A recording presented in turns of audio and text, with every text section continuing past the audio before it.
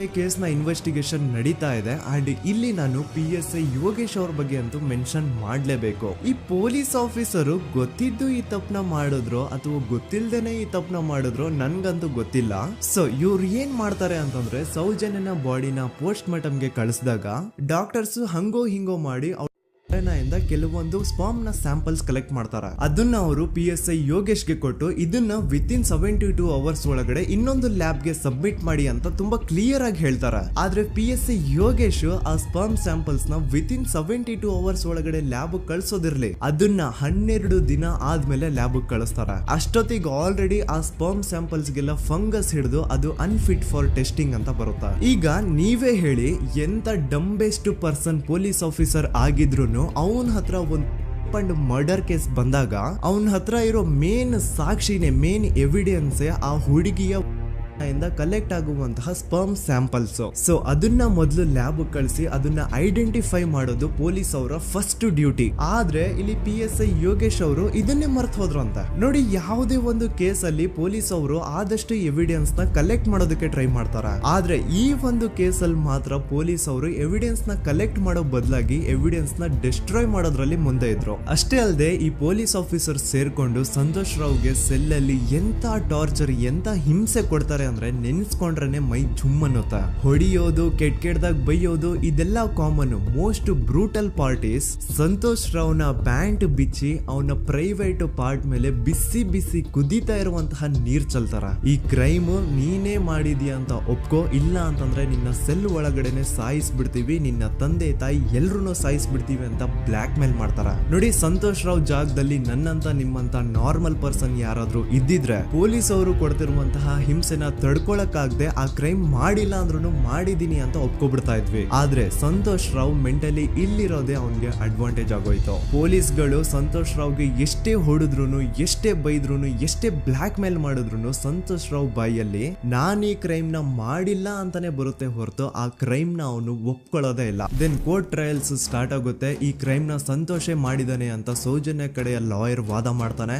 ಅದಕ್ಕೆ ಆಪೋಸಿಟ್ ಆಗಿ ಸಂತೋಷ್ ರಾವ್ ಕಡೆಯಿಂದ ಒಬ್ರು ಲಾಯರ್ ಇಲ್ಲ, ಸಂತೋಷ್ ರಾವ್ ಈ ಕ್ರೈಮ್ ನ ಮಾಡ್ಲಿಕ್ಕೆ ಸಾಧ್ಯನೇ ಇಲ್ಲ ಅಂತ ವಾದ ಮಾಡ್ತಿರ್ತಾರೆ. ಅಂಡ್ ಕೋರ್ಟ್ ಇಂದ ಆಚೆಗಡೆ ಸಂತೋಷ್ ರಾವ್ ನ ಅಗೇನ್ಸ್ಟ್ ಸ್ಟೂಡೆಂಟ್ಸ್ ಪ್ರೊಟೆಸ್ಟ್ ನಡೆಯುತ್ತೆ, ಪಬ್ಲಿಕ್ ಪ್ರೊಟೆಸ್ಟ್ ನಡೆಯುತ್ತೆ. ಅರೆಸ್ಟ್ ಆಗಿರುವಂತಹ ಸಂತೋಷ್ ರಾವ್ಗೆ ಗಲ್ಲಿಗೇರಿಸ್ರಿ ಅಂತ ಅವ್ರು ಡಿಮ್ಯಾಂಡ್ ಮಾಡ್ತಿರ್ತಾರೆ. ಸೊ ಹೀಗೆ ಒಂದು 2-3 ವರ್ಷ ಕಳೆದು ಹೋಗುತ್ತೆ. ನಂತರ ಒಂದು ಕೋರ್ಟ್ ಟ್ರಯಲ್ ಅಲ್ಲಿ ಸಂತೋಷ್ ರಾವ್ ಪರವಾಗಿ ಹೋರಾಡ್ತಿದ್ದಂತಹ ಲಾಯರ್ ಯಾಕೆ ಈ ಕೇಸ್ ಅಲ್ಲಿ ಸಂತೋಷ್ ಆರೋಪಿ ಅಲ್ಲ ಅಂತ ಪ್ರೂವ್ ಮಾಡ್ಲಿಕ್ಕೆ ಕೆಲವೊಂದು ಪಾಯಿಂಟ್ಸ್ ನ ಮುಂದೆ ಇಡ್ತಾರೆ. ಅದೇನಂತಂದ್ರೆ ಮೊದಲನೇದಾಗಿ ಸಂತೋಷ್ ರಾವೇ ಈ ಕ್ರೈಮ್ ನ ಮಾಡಿದಾನೆ ಅಂತ ಒಬ್ರು ಒಂದು ಐ ವಿಟ್ನೆಸ್ ಇರಲ್ಲ. ಇನ್ನೊಂದೇನು ಅಂತಂದ್ರೆ ಯಾವೊಂದು ಕಂಡೀಷನ್ ಅಲ್ಲಿ, ಯಾವೊಂದು ಬ್ರೂಟಲ್ ಕಂಡೀಷನ್ ಅಲ್ಲಿ ಸೌಜನ್ಯನ ಬಾಡಿ ಸಿಕ್ಕಿತ್ತೋ ಅದನ್ನ ಗಮನದಲ್ಲಿ ಇಟ್ಕೊಂಡು ಸ್ವಲ್ಪ ಪ್ರಾಕ್ಟಿಕಲ್ ಆಗಿ ಥಿಂಕ್ ಮಾಡಿದ್ರೆ ಆ ಒಂದು ಭೀಕರ ಕ್ರೈಮ್ ನ ಒಬ್ನೇ ಮಾಡ್ಲಿಕ್ಕೆ ಸಾಧ್ಯನೇ ಇಲ್ಲ. ಇನ್ನೊಂದು ಪಾಯಿಂಟ್ ಏನು ಅಂತಂದ್ರೆ ಸೌಜನ್ಯನ ಇಂದ ಪೊಲೀಸ್ ಅವ್ರಿಗೆ ಯಾವುದೇ ಸ್ಪರ್ಮ್ ಸ್ಯಾಂಪಲ್ ಸಿಗ್ಬಾರ್ದು ಅಂತ 6 ಇಂಚು ಅಷ್ಟು ಮಣ್ಣು ಹಾಕಿರ್ತಾರ. ಸೊ ಈಗ ನೀವೇ ಹೇಳಿ, ಮೆಂಟಲಿ ಇಲ್ಲಿರುವಂತಹ ಪರ್ಸನ್ಗೆ ಇಷ್ಟೊಂದು ಬುದ್ಧಿವಂತಿಕೆ ಇರುತ್ತಾ ಅನ್ಕೊಳ್ಳಿ. ಅಷ್ಟೊಂದು ಬುದ್ಧಿವಂತಿಕೆ ಅವ್ನಿಗಿದ್ರು ಆ ಕ್ರೈಮ್ ಮಾಡಾದ್ಮೇಲೆ ಅವನ ಆ ಊರಿಂದ ಓಡ್ ಹೋಗ್ಬೋದಾಗಿತ್ತು. ಆದ್ರೆ ಮತ್ತ್ಯಾಕೆ ಅವನು ಅದೇ ಊರಲ್ಲೇ ಇರ್ತಾನೆ. ಅಂಡ್ ಸೌಜನ್ಯ ಕೊನೆಯದಾಗಿ ಪ್ರಕೃತಿ ಹಾಸ್ಪಿಟಲ್ ಮುಂದ್ಗಡೆಯಿಂದ ನಡ್ಕೊಂಡು ಹೋಗ್ತಾ ಇರ್ಬೇಕಾದ್ರೆ ಆ ಪ್ರಕೃತಿ ಹಾಸ್ಪಿಟಲ್ ನ ಸೆಕ್ಯೂರಿಟಿ ಗಾರ್ಡ್ ನೋಡ್ತಾನೆ. ಅಂಡ್ ಪ್ರಕೃತಿ ಹಾಸ್ಪಿಟಲ್ ನ ಆಚೆಗಡೆ CCTV ಕ್ಯಾಮರಾನು ಇರುತ್ತೆ. ಸಡನ್ಲಿ ಆ CCTV ಫುಟೇಜ್ ಕೂಡ ಕಾಣೆ ಆಗ್ಬಿಡುತ್ತಾ. ಇನ್ನೊಂದೇನು ಅಂತಂದ್ರೆ ಸೌಜನ್ಯನ ಮರ್ಡರ್ ಆಗಿದ್ದು ನೆಕ್ಸ್ಟ್ ದಿನಾನೇ ಪೊಲೀಸ್ ಅವರು ಆರೋಪಿನ ಹಿಡಿದ್ರು. ಸೊ ಹಾಗಿದ್ದಾಗ ಆ ಕಲೆಕ್ಟ್ ಮಾಡಿರುವಂತಹ ಸ್ಪರ್ಮ್ ಸ್ಯಾಂಪಲ್ಸ್ ನ ಲ್ಯಾಬ್ ಗೆ ಕಳಿಸಿ ಇವನೇ ಆರೋಪಿ ಅಂತ ಕನ್ಫರ್ಮ್ ಮಾಡೋ ಬದಲಾಗಿ ಯಾಕೆ ಪೊಲೀಸ್ ಅವರು ಆ ಸ್ಪರ್ಮ್ ಸ್ಯಾಂಪಲ್ಸ್ ನ ತಮ್ಮ ಹತ್ರನೇ ಇಟ್ಕೊಂಡು 12 ದಿನವರೆಗೂ ಅದಕ್ಕೆ ಫಂಗಸ್ ಹಿಡಿಯೋವರೆಗೂ ಕಾದು ಆಮೇಲೆ ಅದನ್ನ ಲ್ಯಾಬ್ ಕಳಿಸಿದ್ರು. ಅಂಡ್ ಮೇನ್ ಇಂಪಾರ್ಟೆಂಟ್ ಆಗಿ ಸಂತೋಷ್ ರಾವ್ಗೆ ಒಂದು ಗುಪ್ತ ರೋಗ ಇರುತ್ತೆ, ಅದೇ ಫಿಮೋಸಿಸ್ ಅಂತ. ಈ ಕಾಯಿಲೆ ಏನು ಅಂತ ನಾನು ಈ ವಿಡಿಯೋದಲ್ಲಿ ಡೀಟೇಲ್ಡ್ ಆಗಿ ಎಕ್ಸ್ಪ್ಲೈನ್ ಮಾಡ್ಲಿಕ್ಕೆ ಆಗಲ್ಲ.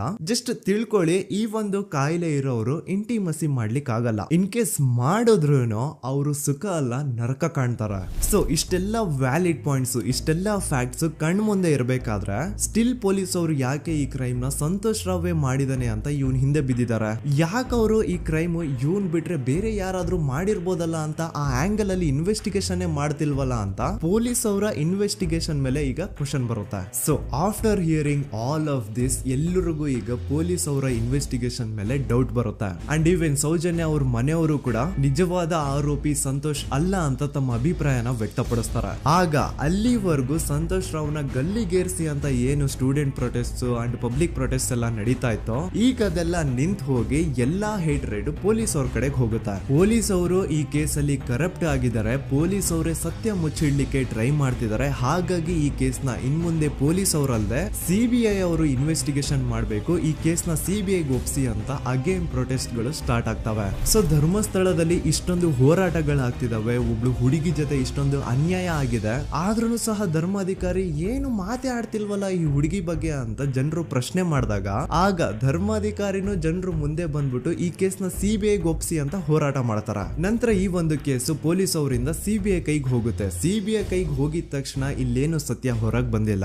ಆ ಸಿಬಿಐ ಅವರು 3-4 ವರ್ಷ ಟೈಮ್ ತಗೊಂಡು ಮತ್ತೆ ಈ ಒಂದು ಕೇಸ್ ನ ರೀ ಇನ್ವೆಸ್ಟಿಗೇಷನ್ ಮಾಡ್ತಾರ. ಆದ್ರೆ ಅಲ್ಲೇನು ಇನ್ವೆಸ್ಟಿಗೇಷನ್ ಮಾಡ್ಲಿಕ್ಕೆ ಉಳ್ದೇ ಇರಲ್ಲ. ಆ ಪೊಲೀಸ್ ಅವರು ಅವ್ರ ಕೈಯಲ್ಲಿ ಈ ಕೇಸು ಇದ್ದಷ್ಟು ದಿನ ಎಷ್ಟಾಗುತ್ತೋ ಅಷ್ಟು ಎವಿಡೆನ್ಸ್ ನ ಡೆಸ್ಟ್ರಾಯ್ ಮಾಡ್ಬಿಟ್ಟಿರ್ತಾರ. ಸೊ ಹಾಗಾಗಿ ಅಲ್ಲಿ ಸಿಬಿಐ ಅವ್ರಿಗೆ ಇನ್ವೆಸ್ಟಿಗೇಷನ್ ಮಾಡ್ಲಿಕ್ಕೆ ಏನ್ ಉಳ್ದೇ ಇರಲ್ಲ. ಆದ್ರೂ ಸ್ಟಿಲ್ ಅವರು 3-4 ಇಯರ್ಸ್ ಟೈಮ್ ತಗೊಂಡು ನಂತರ ಫೈನಲಿ ಒಂದು ರಿಪೋರ್ಟ್ ನ ಕೋರ್ಟ್ ಗೆ ಸಬ್ಮಿಟ್ ಮಾಡ್ತಾರ. ಅಂಡ್ ಸಿಬಿಐ ಅವರು ಕೋರ್ಟ್ ಗೆ ಸಬ್ಮಿಟ್ ಮಾಡಿರುವಂತಹ ಆ ಒಂದು ರಿಪೋರ್ಟ್ ಅಲ್ಲಿ ಏನಿತ್ತು ಅಂದ್ರೆ ಸಿಬಿಐ ಇನ್ವೆಸ್ಟಿಗೇಷನ್ ಕನ್ಫರ್ಮ್ಸ್ ದಟ್ ಈ ಒಂದು ಕ್ರೈಮ್ ನ ಸಂತೋಷ್ ರಾವೇ ಮಾಡಿದಾನೆ ಅಂತ. ಆದ್ರೆ ಐರೋನಿ ಈಸ್ ಇದೇ ಒಂದು ರಿಪೋರ್ಟ್ ಅಲ್ಲಿ ಇವ್ರು ಏನ್ ಹೇಳ್ತಾರೆ ಅಂದ್ರೆ ಅವ್ರಿಗೆ ಯಾವುದೇ ತರ ಎವಿಡೆನ್ಸ್ ಸಿಕ್ಕಿಲ್ಲ ಅಂತ. ಯಾಕಂದ್ರೆ ಈ ಸೌಜನ್ಯ ಕೇಸು ಪೊಲೀಸ್ ಅವ್ರ ಕೈಯಲ್ಲಿ ಇದ್ದಾಗ ಪೊಲೀಸ್ ಅವರು ತಮ್ಮ ನಿರ್ಲಕ್ಷ್ಯದಿಂದ ಎಲ್ಲಾ ಎವಿಡೆನ್ಸ್ ನ ಕಳ್ಕೊಂಡ್ಬಿಟ್ಟಿರ್ತಾರ. ಅಂತದ್ರಲ್ಲಿ ಯಾವ ಒಂದು ಆಧಾರದ ಮೇಲೆ ಇವರು ಸಂತೋಷ್ ರಾವೇ ಈ ಕ್ರೈಮ್ ನ ಮಾಡಿದ್ದಾರೆ ಅಂತ ಕ್ವಶನ್ ಮಾಡಿದಾಗ ಸಿಬಿಐ ಅವ್ರ ಕಡೆಯಿಂದ ನೋ ಆನ್ಸರ್. ನೋಡಿ, ಮೊದ್ಲು ಈ ಒಂದು ಕೇಸ್ ನ ಪೊಲೀಸ್ ಅವರು ಇನ್ವೆಸ್ಟಿಗೇಷನ್ ಮಾಡಿ ನಂತರ ಈ ಒಂದು ಕೇಸು ಸಿಬಿಐ ಅವ್ರ ಕೈಗೆ ಹೋಗಿ ಅವರು 3-4 ವರ್ಷ ಟೈಮ್ ತಗೊಂಡು ಇನ್ವೆಸ್ಟಿಗೇಷನ್ ಮಾಡಿ ದೆನ್ ಫೈನಲ್ ರಿಪೋರ್ಟ್ ನ ಕೋರ್ಟ್ ಗೆ ಸಬ್ಮಿಟ್ ಮಾಡೋಷ್ಟ್ರಲ್ಲಿ ಸುಮಾರು 5-6 ವರ್ಷ ಕಳೆದು ಹೋಗಿರುತ್ತೆ. ಅಂಡ್ ಸ್ಟಿಲ್ ಈ ಒಂದು ಕೇಸಲ್ಲಿ ಏನೂ ಕನ್ಕ್ಲೂಷನ್ ಸಿಕ್ಕಿರಲ್ಲ. ಎವ್ರಿ ಇಯರ್ ಸೌಜನ್ಯನ ಬರ್ತ್ಡೇ ಇದ್ದಾಗ ಅಥವಾ ತಿಥಿ ಇದ್ದಾಗ ಅವಳನ್ನ ನೆನೆಸ್ಕೊಂಡು ಅವಳ ಹೆಸರಲ್ಲಿ public protest and student protest ನಡೀತಾನೆ ಇರ್ತವೆ. ಸೊ ಒಂದು ದಿನ ಈ ಒಂದು ಪ್ರೊಟೆಸ್ಟ್ ಗಳ ನ್ಯೂಸ್ ಗಿರೀಶ್ ಮುಟ್ಟಣ್ಣನವರ ಗಮನಕ್ಕೆ ಬರುತ್ತೆ. ಯಾರೀ ಗಿರೀಶ್ ಮುಟ್ಟಣ್ಣನವರ ಅಂದ್ರೆ ಇವರು very honest X police man. ನೀವು ನಂಬಲ್ಲ, ಇವ್ರು ಪೊಲೀಸ್ ಆಫೀಸರ್ ಇದ್ದಾಗ ಪಬ್ಲಿಕ್ ಅಲ್ಲಿ ಒಬ್ಬ MLA ಹೊಡೆದಿರ್ತಾರ. ಅಷ್ಟೇ ಅಲ್ಲ, ಪೊಲೀಸ್ ಡಿಪಾರ್ಟ್ಮೆಂಟ್ ಅಲ್ಲಿ ಕರಪ್ಷನ್ ಇದೆ, ಕರಪ್ಷನ್ ಇದ್ದಿದ್ ಕಡೆ ನಾನ್ ಇರಲ್ಲ ಅಂತ ಹೇಳ್ಬಿಟ್ಟು ತಮ್ಮ ಪೊಲೀಸ್ ಡ್ಯೂಟಿನ ಬಿಟ್ಬಿಟ್ಟು ಈಗ ಸಮಾಜದಲ್ಲಿ ಏನೇ ಅನ್ಯಾಯ ಆಗಿದ್ರು ಅದ್ರ ಅಗೇನ್ಸ್ಟ್ ವಾಯ್ಸ್ ರೈಸ್ ಮಾಡ್ತಿದಾರ. ಸೊ ಈ ಗಿರೀಶ್ ಮುಟ್ಟಣ್ಣನವರಿಗೆ ಸೌಜನ್ಯ ಕೇಸ್ ಬಗ್ಗೆ ಗೊತ್ತಾದಾಗ ಅವ್ರಿಗೆ ಈ ಕೇಸು ತುಂಬಾನೇ ಕಾಡುತ್ತೆ.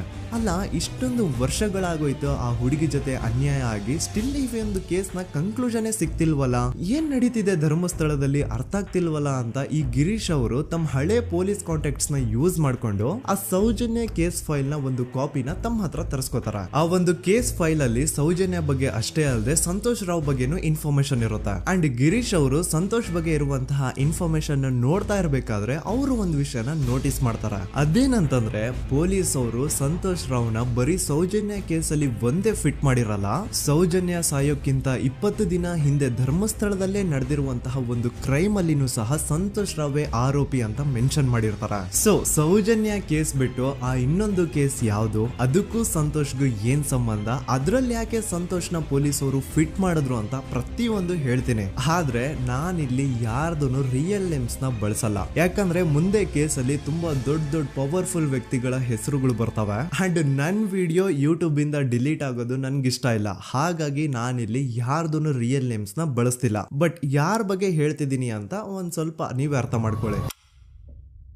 ನೋಡಿ, ಧರ್ಮಸ್ಥಳದಲ್ಲಿ ಮಾಫಿಯಾ ಕೈಂಡ್ ಆಫ್ ನಡೆಸ್ತಿರುವಂತಹ ಒಂದು ವೆರಿ ಪವರ್ಫುಲ್ ಗೌಡ್ರು ಕುಟುಂಬ ಇದೆ. ಇವ್ರ ಹತ್ರ ಬೇಜನ್ ಆಸ್ತಿ, ಬೇಜನ್ ದುಡ್ಡು, ಬೇಜನ್ ಪವರ್, ಬೇಜನ್ ಇನ್ಫ್ಲೂಯೆನ್ಸ್ ಎಲ್ಲಾನು ಇದೆ. ಆ ಊರಲ್ಲಿ ಈ ಗೌಡ್ರು ಕುಟುಂಬದ್ದು ಎಷ್ಟೊಂದು ಕಂಟ್ರೋಲ್ ಇದೆ ಅಂತಂದ್ರೆ ಅವ್ರನ್ನ ಎದುರು ಹಾಕೊಳ್ಳೋರೆ ಯಾರು ಇಲ್ಲ. ಅಂಡ್ ಈ ಒಂದು ಗೌಡ್ರು ಕುಟುಂಬ ಒಂದು ಪ್ರೈವೇಟ್ ಟ್ರಸ್ಟ್ ಹೆಸರಲ್ಲಿ ಒಂದು ವೆರಿ ಪಾಪ್ಯುಲರ್ ದೇವಸ್ಥಾನನ ಸುಮಾರು ವರ್ಷಗಳಿಂದ ತಲೆ ಮಾರುಗಳಿಂದನೂ ನಡ್ಸ್ಕೊಂಡ್ ಬಂದಿರ್ತಾರ. ಅದೇ ಒಂದು ದೇವಸ್ಥಾನದಲ್ಲಿ 60 ವರ್ಷ ವಯಸ್ಸಾಗಿರುವಂತಹ ನಾರಾಯಣ ಅನ್ನೋ ಒಬ್ಬ ವ್ಯಕ್ತಿ ಮಾವುತನಾಗಿ ಕೆಲಸ ಮಾಡ್ತಿರ್ತಾನೆ. ನಾರಾಯಣ ಅವ್ರ ತಂದೆನೂ ಅದೇ ದೇವಸ್ಥಾನದಲ್ಲಿ ಮಾವುತಾಗಿ ಕೆಲಸ ಮಾಡ್ತಾ ಇದ್ರು, ಅವ್ರ ತಂದೆನೂ ಅದೇ ದೇವಸ್ಥಾನದಲ್ಲಿ ಮಾವುತಾಗಿ ಕೆಲಸ ಮಾಡ್ತಾ ಇದ್ರು. ಸೊ ಹೀಗೆ ತಲೆ ಮಾರುಗಳಿಂದ ಮಾವುತ ಆಗಿನೇ ನಾರಾಯಣನ ಕುಟುಂಬ ಆ ಒಂದು ದೇವಸ್ಥಾನದಲ್ಲಿ ಕೆಲಸ ಮಾಡ್ತಾ ಇರುತ್ತೆ. ಸೊ ಒಮ್ಮೆ ತುಂಬಾ ವರ್ಷಗಳ ಹಿಂದೆ ನಾರಾಯಣ ಅವ್ರ ತಂದೆ ಆ ದೇವಸ್ಥಾನದಲ್ಲಿ ಮಾವುತಾಗಿ ಕೆಲಸ ಮಾಡ್ತಾ ಇರ್ಬೇಕಾದ್ರೆ ಆಗಿನ ದೇವಸ್ಥಾನದ ಧರ್ಮಾಧಿಕಾರಿ ಆ ಮಾವುತನ ಕೆಲ್ಸದ ಮೇಲೆ ಇರುವಂತಹ ನಿಷ್ಠೆ, ಅವನ ನಿಯತ್ತು ಅಂಡ್